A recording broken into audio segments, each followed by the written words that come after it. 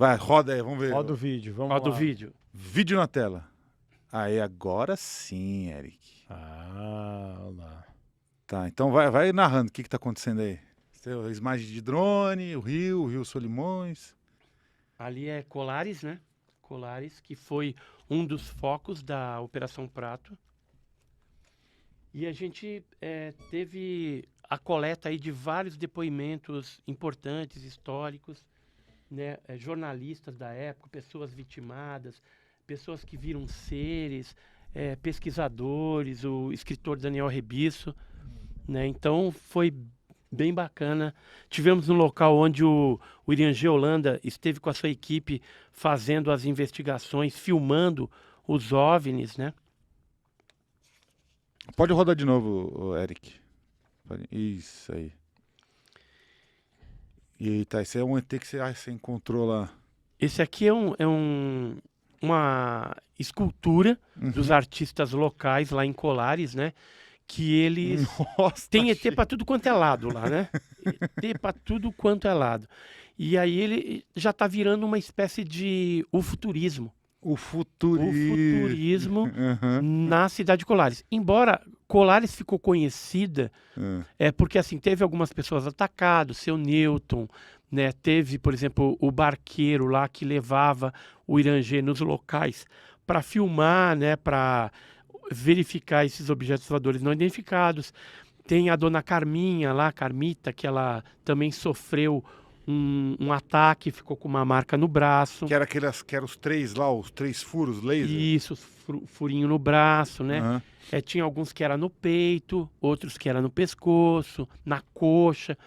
E Colares ficou conhecido por quê? Porque esses casos foram mais divulgados. Agora, você tem outras localidades lá, pelo que a gente percebeu, que também tiveram uma casuística tão importante quanto a de Colares, ou às vezes até mais agressiva. Tem, por exemplo, na Baía do Sol, uma região lá de Tapiapanema, né? Eu reduzi porque o nome é um nome indígena muito grande, eu não consigo nem falar, é um trava-língua, mas o pessoal fala resumidamente Tapiapanema. E esse Tapiapanema, o que aconteceu lá? Uma pessoa foi atacada juntamente com o marido, depois ela veio perder o nenê, foi um dos casos mais agressivos, e na mesma noite houve o ataque de uma cadela chamada Vitória, que foi atingida com um raio de um objeto desses seres que estavam lá, porque os seres apareceram, jogava raio, aquela coisa toda, e atiraram na cabeça da cachorra e ela parou de latir. E depois de um tempo ela veio a óbito também, essa cadelinha Vitória, né? Mas parou simplesmente de latir. Não sei se o latido do cachorro ali, na hora que ele estava atuando e tentando fazer alguma coisa, preocupou esses seres, e eles acabaram dando um corretivo na cachorrinha. Caramba. Além disso, o que a gente pôde ver nessa expedição? Localizar pessoas, por exemplo, como a dona Aurora Fernandes. Essa aqui é uma foto bem conhecida, onde ela aparece com uma marca. A gente tem um vídeo com uma entrevista inédita aí da Aurora Fernandes, e o que saltou aos olhos é que o caso dela foi em 77. Então, 46 anos depois, ela lembrava nitidamente como que foi esse ataque, né, que ela ficou com aquelas marcas, e eu fui um pouco além na entrevista perguntando se posterior a essa data ela chegou a ver alguma coisa, ou se de repente houve alguma situação em que ela tivesse visto seres dentro do quarto, se sentido paralisada. Falou, vem uns baixinhos assim no meu quarto. Então o que a gente percebeu? Que até hoje? Até hoje. Então o que a gente percebeu? Que essas pessoas que foram vitimadas possivelmente têm uma interação, alguns deles, com esses seres até os dias atuais. Por incrível que pareça. Agora, o que é chato a gente perceber lá é que, por exemplo, essa senhora, sem ser a Aurora, a que foi atacada em Tapiapanema junto com o marido, que perdeu o nenê e tudo mais, ela acabou, de certa forma, se isolando da sociedade. O trauma vivenciado foi muito grande. E assim, o governo, os militares que tentaram atuar de alguma forma, entender o que estava acontecendo, não deram nenhuma assistência para essas pessoas. Algumas delas tiveram sequelas até os dias atuais, tendo que abandonar, às vezes, os seus empregos, as suas tarefas ali, e mesmo para conseguir uma aposentadoria foi um negócio extremamente custoso, né? E eles não têm culpa desse fenômeno. Quem deveria atuar numa explicação ou, de repente, de alguma forma dar algum tipo de indenização seria o governo ou os militares que recebem imposto do cidadão para trazer para a população uma segurança nacional que, infelizmente, em relação ao fenômeno OVNI, não existe. Né? E essas pessoas foram lesadas e provavelmente continuarão lesadas. Algumas delas já partiram, né? Já morreram. Outras estão aí, né? Às vezes em situações deploráveis, vivendo numa situação bem ruim, passando por problemas de saúde. Eu mesmo tive oportunidade de conhecer algumas dessas pessoas, não só no Pará, mas no Maranhão também. E, além disso, por exemplo, o Coronha, né? Esse aqui é um caso famoso lá também que aconteceu, o caso do Coronha. A gente ficou sabendo lá através do Carlos Mendes, que é um jornalista, que a Força Aérea acabou pegando depoimento, e depois o pessoal levou ele para um sanatório de louco. Só que esse cidadão, ele não estava mentindo. Ele de fato vivenciou uma experiência. Só que a incompreensão naquela época, na década de 70, era tão grande que pessoas que passavam por uma situação dessa, ele chegou a ver os seres, atirar contra o objeto voador não identificado, ele chegou a ser taxado de louco, não sendo louco, porque a gente encontra dezenas de pessoas ainda que sofreram os mesmos males, mas que se calaram, que viram aqueles fenômenos, se calaram para não serem internados como loucos. Só para mostrar aqui o jornal da época. Então, aí fizeram uma ilustração aqui no jornal, né? Botaram uma navezinha com 2 seres aqui. Isso. E botaram o tal do Noronha dando um tiro na nave aqui, tá? O Noronha é esse cidadão. Então, o que está escrito aqui? Luz e pavor nas noites vigienses. De vigia. Vigienses. Boa, bonita palavra. De vigia. Que ano que é isso aqui? Qual que é o ano disso aqui? 1977. 77 também. 77. Tá, então um jornal da época aqui que está no acervo histórico. Isso aqui é um documento, né? Os relatórios que eram gerados naquela época pelos militares. Esse aí foi a respeito de um caso que aconteceu na fazenda Jeju. Foi um pouso de disco voador que ficou inclusive marcas no solo, bem interessante. Aqui, um dos moradores dessa fazenda Jeju, com a marca, né, no local aqui mais evidenciado, aonde pousavam essas luzes, esses discos voadores. Ocorreram também muitos fatos de pouso desses objetos em campinhos, principalmente campo de futebol de várzea.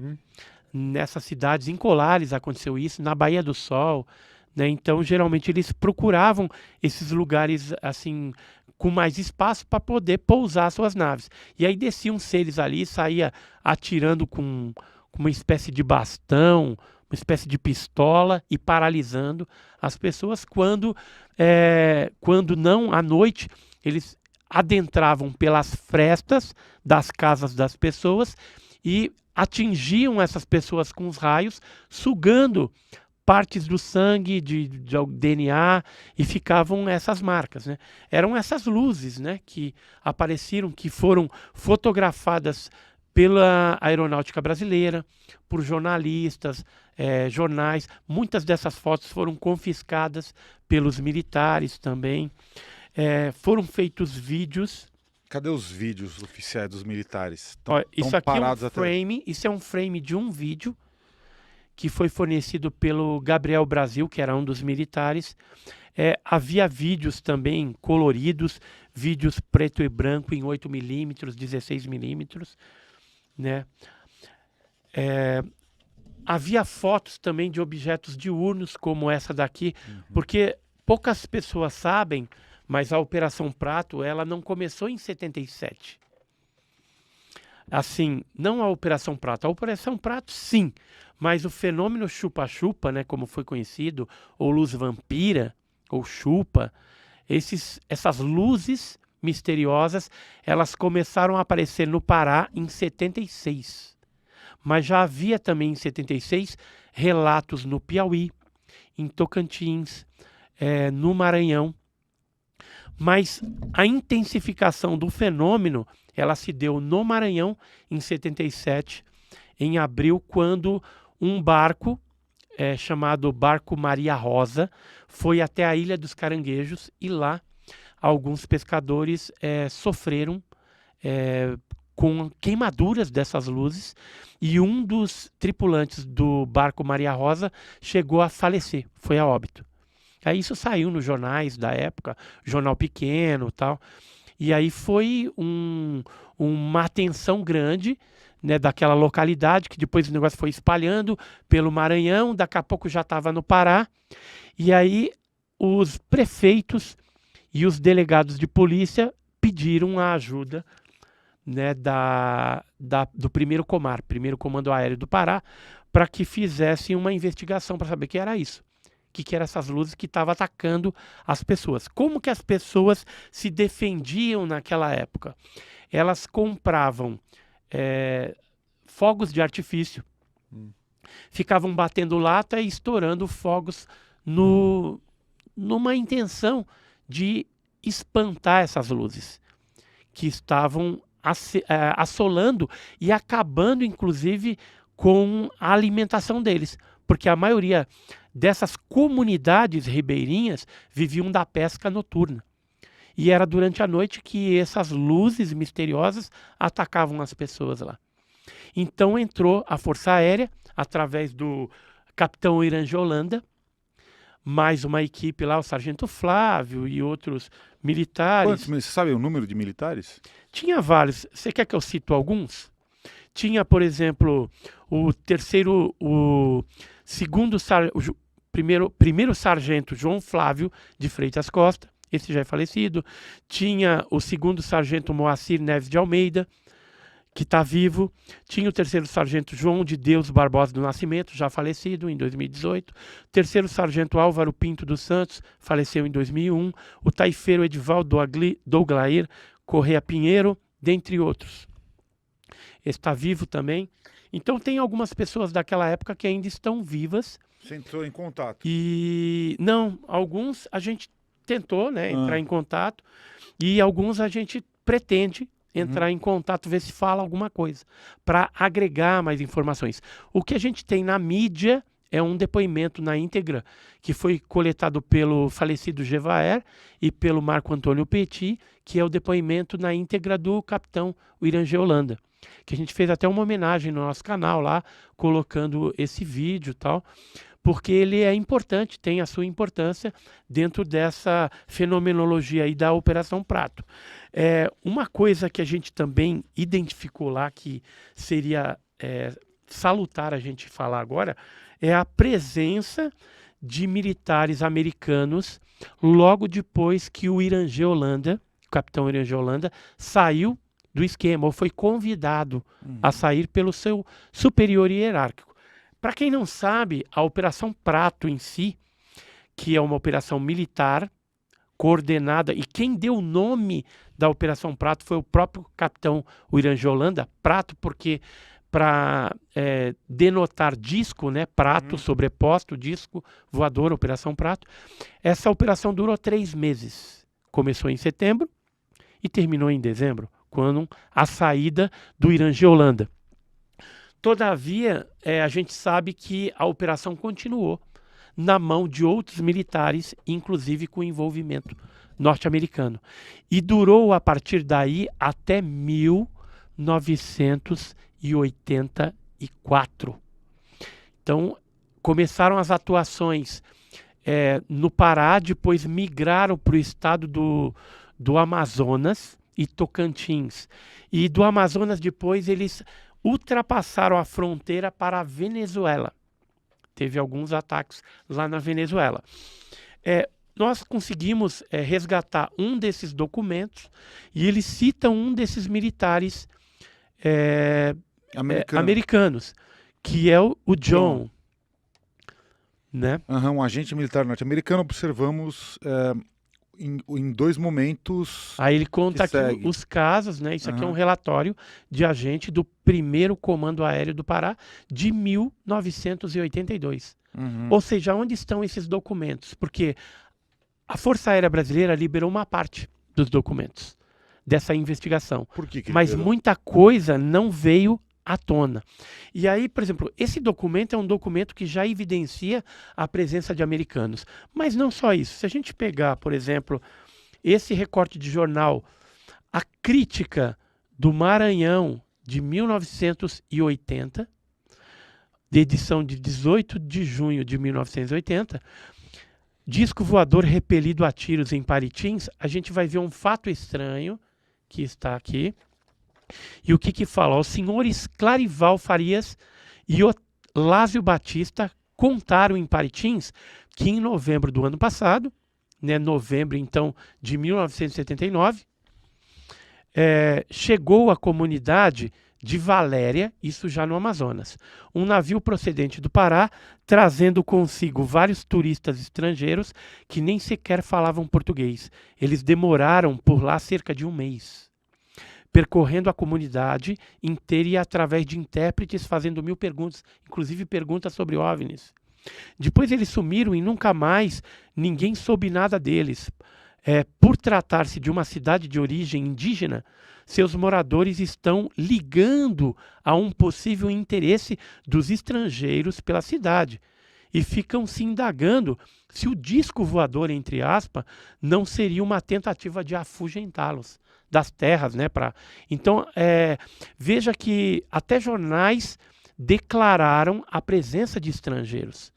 E, por exemplo, quando eu entrevistei também uns militares e também civis no Maranhão, isso em 1999 e também em 2002, eu conversei com uma senhora em que ela comentou a respeito de ter sido atacada lá no Amazonas, em que depois veio um soldado do exército, acho que na escassez de ter um soldado da Força Aérea, veio um soldado, juntamente com um norte-americano que fez várias perguntas. E depois esse norte-americano nunca mais foi visto também nessa região do Amazonas. Né? Então a gente vai juntando esse quebra-cabeça e o que saltou aos olhos agora recentemente foi o seguinte: o Robert Bigelow, do Bigelow Aerospace, ele trabalhou no ETIC. O que é o ETIC? Foi uma agência criada, um escritório para investigar metamateriais. Inclusive, uma das proposições do Pentágono para ele, logicamente que remunerada, era para que ele criasse um departamento para armazenar esses fragmentos de OVNIs. E durante essa atuação do Bigelow, ele mandou agentes em várias partes do mundo, inclusive no Brasil. Inclusive tiveram me visitando o Douglas Kurt, o Jim Johnson, estiveram aqui atrás desses metamateriais. E o que aconteceu? Um dos integrantes da equipe dele, recentemente, deu uma declaração. Esse vídeo acho que vai amanhã no ar, não vai? Amanhã, daquele dos Estados Unidos, vai amanhã. Onde esse cidadão, ele afirma que teve acesso ao material da Operação Prato que estava nos Estados Unidos. Ou seja, fotos, vídeos e também documentos que foram levados para os Estados Unidos, documentos, alguns deles que foram gerados pelas Forças Armadas Brasileiras. Quem diz isso é um americano. Então, as coisas estão sendo jogadas no ventilador. está começando a aparecer. E Operação Prato, então, hoje a gente tem a prova de que documentos, vídeos dessas luzes foram levadas para lá. E o Carlos Mendes, que é esse jornalista do Pará, que a gente fez uma grande entrevista com ele também, ele comentando com a gente, está no livro dele também, ele tem um livro Luzes do Medo, bem interessante. Ele falou que houve o Bob Pratt, que era um jornalista norte-americano que esteve no Brasil, mas que alguns dizem que o Bob Pratt era muito amigo do Capitão Orange Holanda e que ele era da CIA. Esse cara chegou cheio de grana aqui comprando tudo e comprou fotos de fenômenos que foram fotografados por jornalista lá na Baía do Sol. Quem conta isso no livro para ele é o próprio chefe do jornal que vendeu essas fotos. Eu tive com o Bob Pratt numa certa ocasião, ele já é falecido também, e perguntei dessas fotos, ele disse que não comprou nada. Então é muito suspeito tudo isso. E, por exemplo, Bob Pratt, quem foi? Ele teve até no caso Varginha. Ele foi investigar o caso das meninas lá. Tá certo que ele era um jornalista que escrevia para uma revista lá importante também dos Estados Unidos. Mas será que era só isso? Ou será que esses caras vinham disfarçados de jornalistas ou turistas para pegar esses materiais ufológicos aqui no nosso país? Principalmente nesses casos mais emblemáticos aí, né, da Operação Prato. Agora, a Operação Prato, ela parou? Não. Se a gente vê, isso aqui é um documento de polícia de Boa Vista do Ramos, no Amazonas, de 95, onde uma pessoa foi atacada da mesma forma, lá. As lesões eram nos terços médios das coxas, terços médios das pernas, braço e antebraço do lado direito, e o instrumento do crime, raios emitidos possivelmente por objetos desconhecidos em forma de disco voador, luzes transparentes. Isso aqui é um documento policial assinado pelo Pedro Barbosa, da Delegacia de Polícia de Boa Vista do Ramos. Teve três casos lá de pessoas que foram atacadas. Cara, deve ser muito estranho para um delegado botar isso no relatório, né? Então, atacado por raios emitidos por objeto desconhecido em forma de disco voador. Você imagina um escrivão colocando isso. Escrever ainda. Em 95... É máquina de escrever mesmo isso aqui? É que 95 não foi tanto tempo assim, né? Já tinha computador, tudo, com certeza, mas você imagina no interior, Boa Vista do Ramos, uma comunidade ribeirinha ali do Amazonas, então não tinha tanto recurso. Mesmo. Então veja que o fenômeno chupa-chupa lá não acabou, e foi isso que a gente detectou nessa expedição. Mas será que não está rolando isso ainda hoje? Será que não tem ninguém do Amazonas aí no chat? Está, por exemplo, a gente teve casos em Santo Antônio do Tauá, que é lá perto.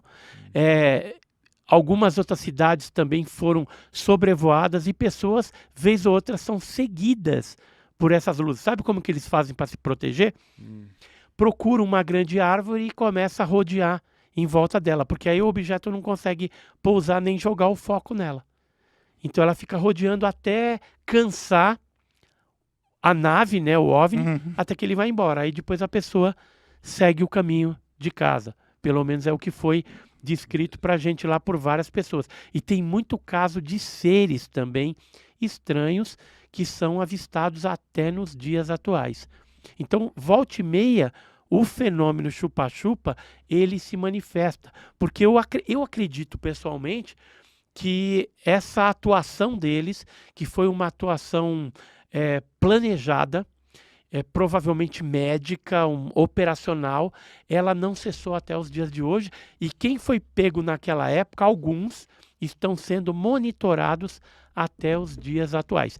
E essa expedição, a gente vai fazer uma edição especial, a número 17, da revista OVNI Pesquisa, onde a gente vai colocar tudo lá. Vamos escrachar para o Brasil todo através da revista e vamos dissecar a Operação Prato.